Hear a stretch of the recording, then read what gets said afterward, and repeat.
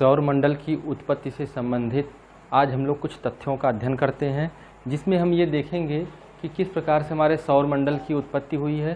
देखिए, सौरमंडल की उत्पत्ति से संबंधित अलग अलग मत थे। उन मतों में पहला जो मत था जिसे बोलते हैं अद्वैत, और दूसरा मत द्वैत और आधुनिक मत, तीन मत थे। इन तीनों मतों में सबसे प्रमाणिक मत बिग बैंग थ्योरी थी, जिसे हम लोगों ने पीछे देखा। अब यहाँ बात करते हैं जो सौर परिवार हमारा है, तो सौर परिवार में जितने भी वर्तमान में जितने भी ग्रह हैं या उपग्रह हैं या और अन्य पिंड हैं, इनको जब एक क्रम रूप में हम रखते हैं, एक क्रम रूप में रखते हैं, तो यह एक संरचना बनाती है जो किस रूप में होती है? सिगार के रूप में होती है। किस रूप में? सिगार के रूप में। एक दो बार ऐसा पूछा भी गया है कि अगर हमारे सौर परिवार में जितने भी ग्रह हैं, अगर उनको एक सीक्वेंस में रखें तो कैसी आकृति बनेगी? सिगार की आकृति बनेगी। इसे आप नोट कर लीजिए।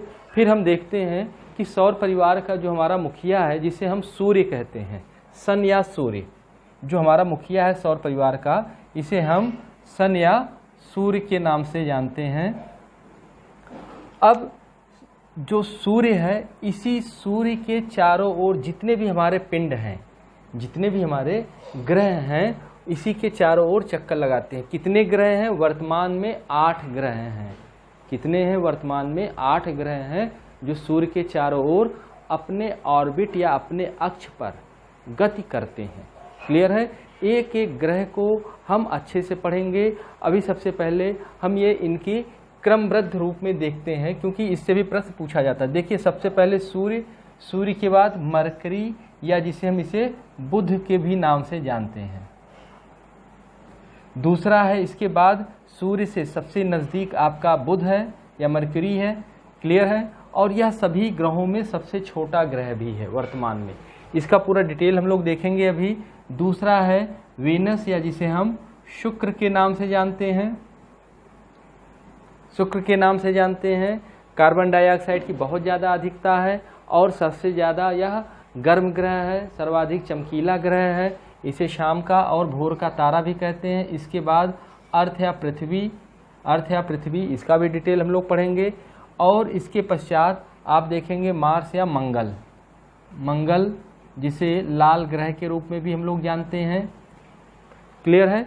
अब देखिए यहाँ पर, ये देखिए सबसे छोटा है और उससे बड़ी आकृति यहाँ पर बनी हुई है शुक्र की, और शुक्र से बड़ा पृथ्वी है। और फिर देखिए यहाँ पर मंगल छोटा है, तो शुक्र से भी इसकी साइज छोटी है मंगल की। क्लियर है? इसके बाद मंगल और जुपिटर या बृहस्पति के बीच में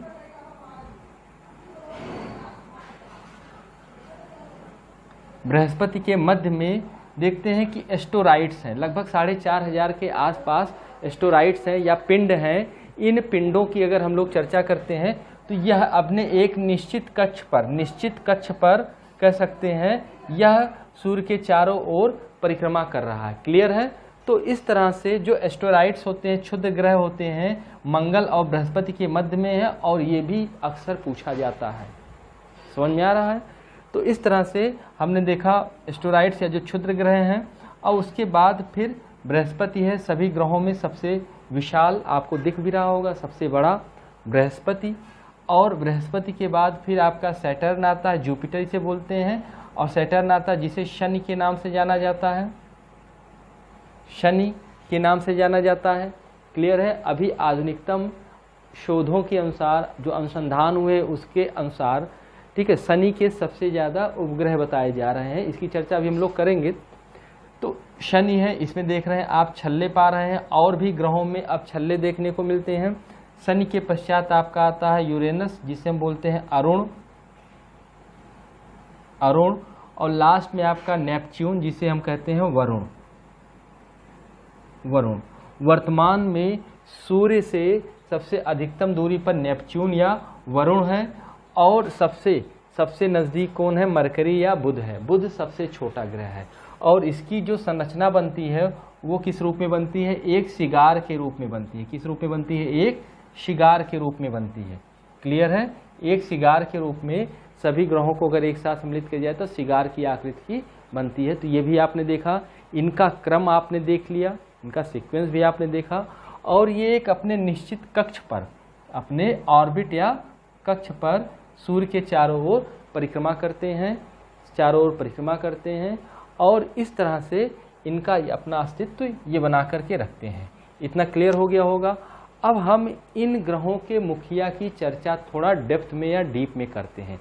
जैसे हमें पता है सूर्य क्या है, सूर्य एक तारा है और तारे की आयु लगभग 10 अरब वर्ष, हमने पहले ही बताया था 10 अरब वर्ष मानी जाती है। क्लियर है। लगभग हम सूर्य की अगर बात करते हैं तो 6 अरब वर्ष के आसपास सूर्य की आयु कंप्लीट हो चुकी है, लगभग 6 अरब वर्ष के आसपास हो चुकी है। और सूर्य को अगर हम देखें तो सूर्य भी अपने अक्ष पर, अपने एक्सेस पर कितना झुका हुआ है, लगभग 7.5 डिग्री अपने अक्ष पर झुका हुआ है, और साथ में ही अपने अक्ष पर भी घूर्णन करता है और अपने पूरे सौर परिवार को लेकर के बल्ज के चारों तरफ भी घूर्णन करता है। क्लियर है इतना? तो ये पॉइंट आपका हो गया। इसके बाद जैसे हम देखते हैं कि हमारे पृथ्वी पर 3 अलग अलग लेयर्स पाई जाती हैं, इसे कोर, मेंटल और क्रस्ट के रूप में हम जानते हैं। ठीक उसी प्रकार से ही सूर्य में भी 3 लेयर्स मिलती हैं। जो सबसे आंतरिक लेयर है, जो सबसे अंदर है, इसे हम लोग कोर या क्रोड के नाम से जानते हैं। क्लियर है। इसके बाद जैसे हम लोग पृथ्वी में देखते हैं मेंटल, उसी तरह से ही जो मध्य में जो लेयर मिलती है, ठीक है, इसे हम बोलते हैं रेडिएटिव जोन, रेडिएटिव जोन्स के रूप में जानते हैं, रेडिएटिव जोन के रूप में जानते हैं। सबसे नीचे कोर, उसके ऊपर रेडिएटिव जोन और उसके ऊपर कन्वेक्टिव जोन। तो कन्वेक्टिव जोन, रेडिएटिव जोन और कोर, 3 ये लेयर्स देखने को मिलती है। जैसे हम लोग पृथ्वी में देखते हैं उसी तरह से इसके अंदर भी 3 अलग अलग प्रकार की लेयर देखने को मिलती है। इतना क्लियर है? तो हम बात कर रहे थे कि सूर्य है, तो सूर्य का जो कुल द्रव्यमान है, सूर्य का जो कुल द्रव्यमान है, तो सूर्य के कुल द्रव्यमान का लगभग 70% हिस्सा हाइड्रोजन का है और 28% हिस्सा हीलियम का है। इसके अलावा जो और बचता है अवशेष शेष के रूप में, वो और अन्य आपके गैसेस के रूप में है। लेकिन सबसे ज़्यादा हम देख रहे हैं क्या, हाइड्रोजन है। आपको पता है कि जो हाइड्रोजन के जो पार्टिकल्स होते हैं, इनके आपस में संलयन से ही ऊर्जा मुक्त होती है। क्लियर है। और इसी वजह से सूर्य का ताप बहुत ज़्यादा है, सूर्य में ऊर्जा या ताप इतना ज़्यादा होता है हाइड्रोजन के संलयन से ही, ठीक है, जो ऊर्जा प्राप्त होती है। यह क्वेश्चन भी कई बार आया हुआ है और उसी से सूर्य का ताप बहुत ज़्यादा है। अगर हम बात करते हैं सूर्य के सतह की, लगभग 6000 डिग्री सेल्सियस है। और अगर हम कोर की बात करते हैं, जो कोर है, तो कोर में टेम्परेचर अगर आप देखेंगे 15 मिलियन डिग्री सेल्सियस तक है। 15 मिलियन डिग्री सेल्सियस तक कोर का टेम्परेचर है। क्लियर है। और अगर हम सरफेस की बात करते हैं, जिसे फोटोस्फीयर कहा जाता है, ठीक है, फोटोस्फीयर कहा जाता है, या हम कह सकते हैं प्रकाश मंडल, तो वहाँ पर तापमान 6000 डिग्री सेल्सियस तक देखने को मिलता है। तो इस तरह से बहुत ज़्यादा तापमान होने के कारण कोर में यहाँ पर जो भी पदार्थ हैं वो प्लाज्मा के रूप में है। किस रूप में है? प्लाज्मा के रूप में है, ऐसा माना जाता है। और जो कोर का व्यास है, कोर का व्यास आप लिख सकते हैं 3.48 किलोमीटर है। कोर का व्यास कितना है? 3.48 ठीक है, लाख किलोमीटर है। 3.48 लाख किलोमीटर की अगर हम बात करते हैं, 3.48 लाख किलोमीटर, ठीक है कोर का आप देखेंगे व्यास। उसी तरह से ही आप रेडिएटिव जोन जो है, मध्य में जो रेडिएटिव जोन है, तो रेडिएटिव जोन का जो मोटाई है, रेडिएटिव जोन की जो मोटाई है वो है 3.82 लाख, 3.82 लाख किलोमीटर है, ये रेडिएटिव जोन की मोटाई है। अब इसी तरह से अगर हम बात करते हैं कन्वेक्टिव जोन की मोटाई, किसकी? कन्वेक्टिव जोन, जो सबसे ऊपरी परत है जिसे कन्वेक्टिव जोन कहा जाता है, उसकी मोटाई है 1.39 लाख, 1.39 लाख किलोमीटर। तो क्लियर है। तो इस तरह से हमने यहाँ पर देखा कन्वेक्टिव जोन, रेडिएटिव जोन और कोर, ये सन सन के ये अलग अलग 3 लेयर्स हैं, इनकी कितनी मोटाई है और कोर का टेम्परेचर कितना है, तो इसको भी अभी हमने देखा। जो हमने बताया कि जो सूर्य का द्रव्यमान है उसमें सबसे ज़्यादा मात्रा किसकी है, क्लियर है। और हमने ये भी एक बात पहले भी बताई थी कि हीलियम हाइड्रोजन से अधिक भारी है, इसलिए इसके कोर में ज़्यादा है और प्लाज्मा के रूप में यहाँ पर है। अगर हम पूरे सूर्य के व्यास की बात करते हैं तो पूरे जो सन है या सूर्य का जो व्यास है, तो व्यास लगभग है, आप लिख लीजिए 13.84 लाख 13.84 लाख, ठीक है, आपका किलोमीटर है पूरे सूर्य का व्यास है। और लगभग अगर हम बात करते हैं कि हमने अभी बताया कि जब नाभिकीय संलयन होता है, जो नाभिकीय संलयन होता है हाइड्रोजन के, ठीक है, मिलने से जो अणुओं के जो संलयन होता है, तो उससे जो टेम्परेचर या जो ऊर्जा मुक्त होती है लगभग 1 सेकंड में 40 लाख टन ऊर्जा मुक्त होती है। कितनी? 40 लाख टन ऊर्जा प्रति सेकंड, ठीक है, मुक्त होती रहती है। किससे? संलयन की वजह से। जो इसके परमाणु हैं आपस में जब संलयित होते हैं तो 40 लाख टन प्रति सेकंड के हिसाब से ऊर्जा मुक्त होती है। तो इस आधार पर आप समझ सकते हैं कि कितना ज़्यादा तापमान होगा। क्लियर है? ये पॉइंट आप जरूर लिख लीजिएगा। अभी हमने बताया कि जो सूर्य है, सूर्य क्या है? तारा है, और सूर्य की आयु कितनी है? 10 अरब वर्ष है। लगभग हमने बताया कि 6 अरब के आसपास सूर्य अपनी आयु पूरी कर चुका है, आधी एज उसकी हो चुकी है। क्लियर है? तो इस तरह से हमने सूर्य के बारे में देखा। इसमें देखते हैं जो सबसे ऊपरी जो लेयर है जिसे हम लोग बोलते हैं कन्वेक्टिव, ठीक है, कन्वेक्टिव जोन। कन्वेक्टिव जोन की मोटाई अभी हमने बताया था। और यह जो कन्वेक्टिव जोन है, कन्वेक्टिव जोन का निर्माण कोशिकाओं से हुआ है। किससे हुआ है? कोशिकाओं से हुआ है।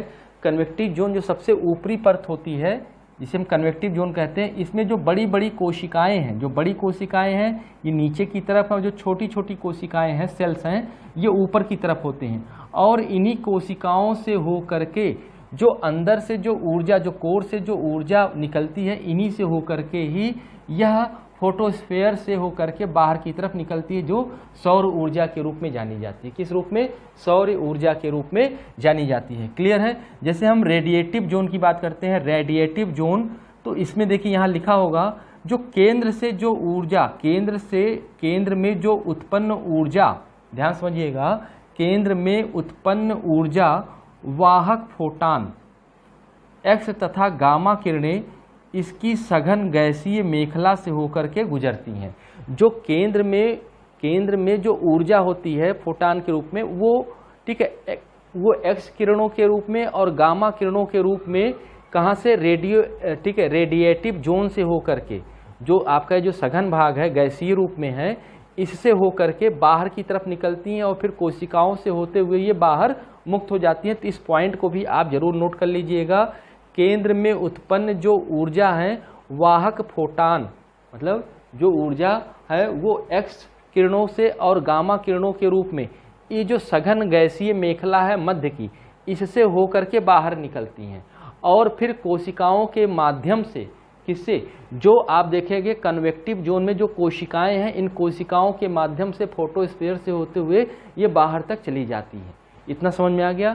तो इस तरह से यह सूर्य की आंतरिक संरचना की हम बात करते हैं।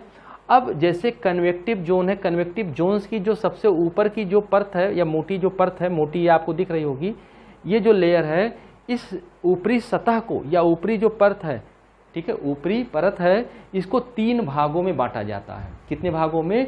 3 भागों में बांटा जाता है। ठीक है, ऊपरी सतह को 3 भागों में बांटा जाता है।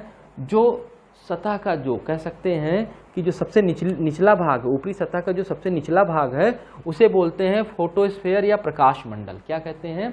फोटोस्फीयर या प्रकाश मंडल। और प्रकाश मंडल में ध्यान समझिएगा, प्रकाश मंडल में या फोटोस्फीयर, कई बार क्वेश्चन आया है, ऊपरी सतह को क्या कहते हैं? सूर्य की प्रकाश मंडल या फोटोस्फीयर कहते हैं। और इसका तापमान 6000 डिग्री सेल्सियस होता है। जैसे कोर का तापमान आप देख रहे हैं 15 मिलियन डिग्री सेल्सियस, उसी तरह से ही फोटोस्फीयर का तापमान हम देख रहे हैं यहाँ पर 6000 डिग्री सेल्सियस होता है।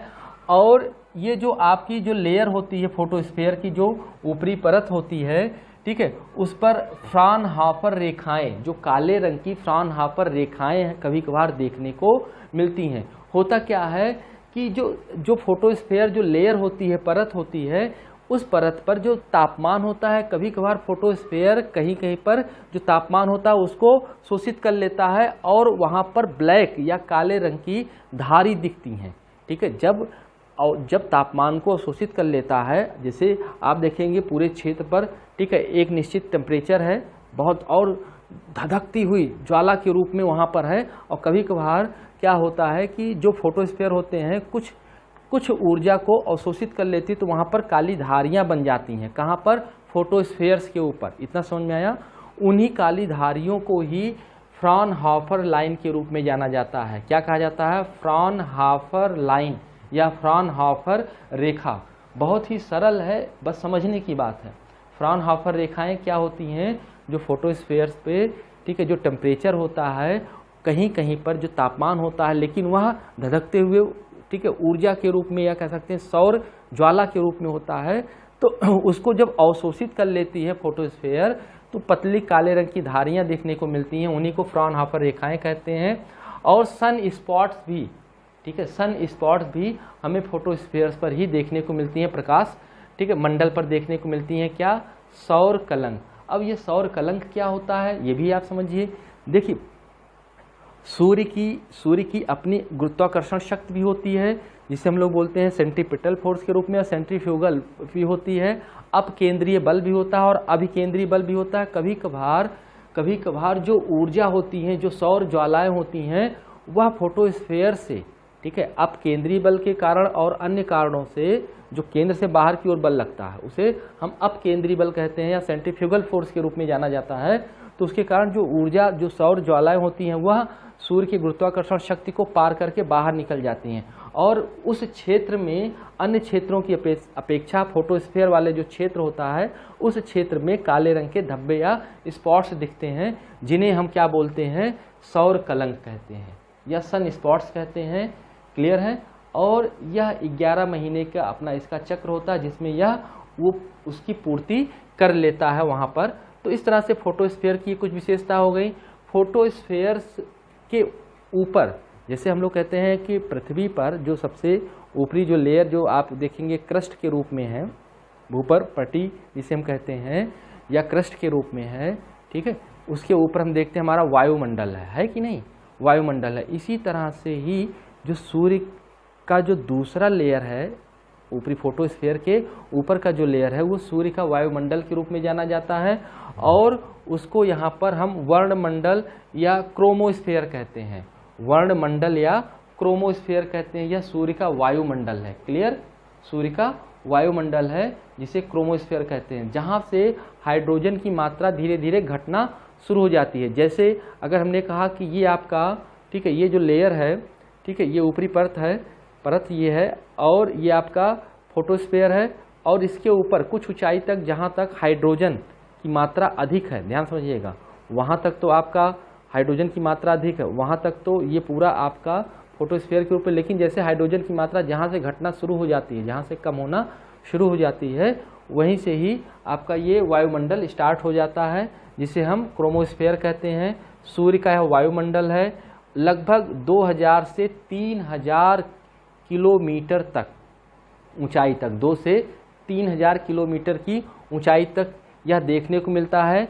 और प्रकाश मंडल में जहाँ से, ठीक है, प्रकाश मंडल में ये वहाँ से शुरू होता है जहाँ पर ऋणात्मक हाइड्रोजन कम होता है, जो भी हमने बताया है। क्लियर है? जहाँ से हाइड्रोजन कम होना शुरू होता है प्रकाश मंडल में, वहाँ से यह, ठीक है, शुरू हो जाता है वर्णमंडल, जिसे हम सूर्य का वायुमंडल भी कहते हैं, और लगभग 3000 किलोमीटर की ऊंचाई तक यह देखने को मिलता है। इसी में देखिए, गैसों के उठते प्रवाह को स्पिक्यूल कहते हैं। स्पिक्यूल यहाँ पे नोट कर लीजिएगा। स्पिक्यूल क्या होता है? स्पिक्यूल क्या होता है? गैसों के उठते प्रवाह को, देखिए, जो गैस यहाँ पे उठती है, तो यहाँ पर साधारण गैस के रूप में नहीं है, धधकती हुई ज्वाला के रूप में है, धधकती हुई ज्वाला के रूप में है। क्लियर है? जो सौर ज्वाला के रूप में जानी जाती है, ठीक है, ये धधकती हुई ज्वाला के रूप में उठती हैं। गैसों के रूप में उठते प्रवाह को इसी भाग में ही है। किसमें है? वर्णमंडल या क्रोमोस्फेयर में ही गैसों के उठते हुए प्रवाह को स्पेक्यूल कहते हैं। कभी अगर मान लीजिए आपके परीक्षा में पूछ ले कि स्पेक्यूल क्या है, ठीक है, स्पेक्यूल क्या है, तो जो वर्णमंडल है, कौन सा मंडल है? सूर्य का जो, जैसे हम अपने यहाँ कहते हैं वायुमंडल है, उसी तरह से यहाँ पर वर्णमंडल है जिसे क्रोमोस्फेयर कहते हैं। तो जो क्रोमोस्फेयर है, क्रोमोस्फेयर में स्पेक्यूल्स मिलते हैं। ये धधकती हुई ज्वाला के रूप में होते हैं, जो गैसों के रूप में उठते हुए प्रवाह के रूप में भी जाने जाते हैं। तो ये तो आपने देखा क्रोमोस्फेयर की कुछ विशेषता हो गई। और जो सूर्य का वायुमंडल का सबसे ऊपरी भाग है, जो पूर्ण सूर्य ग्रहण के समय में भी हमें दिखता है, किनारे किनारे पर जो हमें सूर्य ग्रहण के समय में भी ऊपरी जो भाग दिखता है, ठीक है, उसको हमने बताया था पहले कोरोना। वर्तमान में आप देखते होंगे, ठीक है, कोरोना आपको दिख भी रहा होगा, लेकिन इस कोरोना और यहाँ पर जो आप देख रहे हैं इसमें बहुत अंतर है, ठीक है, बहुत अंतर है। लेकिन आप सोचिए, आपने कभी ये कोरोना पढ़ा था?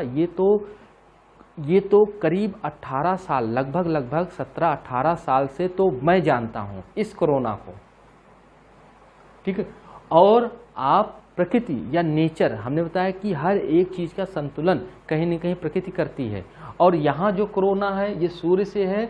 तो और इस समय जो अनुसंधान हो रहे हैं, जो कोरोना अभी है, कहा यही जा रहा है कि सूर्य के प्रकाश में जो लोग जितना ज़्यादा रहते हैं, जितना कार्य करते हैं, जितना हार्ड वर्क, फिजिकल वर्क करते हैं, सूर्य के प्रकाश में रह करके सूर्य के प्रकाश को समय समय पर, ठीक है, ग्रहण करते रहते हैं, ठीक है, उनको वर्तमान में जो एक कोरोना जो वायरस है उनको होने की संभावना बहुत कम रहती है, ठीक है, उनको जला देती है, नष्ट कर देती है। तो कितनी बड़ी बात है ये। एक कोरोना आपने वहाँ देखा जो आप अपने आसपास देख रहे होंगे, जिसके कारण आज ऑनलाइन हम लोग बैठ के पढ़ रहे हैं, वैसे ही आप एक कोरोना यहाँ देखिए जो हमारे सूर्य के वायुमंडल का जो सबसे ऊपरी भाग है, चमकीला भाग होता है, सबसे ऊपरी परत होती है, ठीक है, और पूर्ण सूर्य ग्रहण के समय यह हमें रिंग के रूप में भी दिखाई देता है। हम बात कर रहे थे वायुमंडल का। कोरोना क्या है?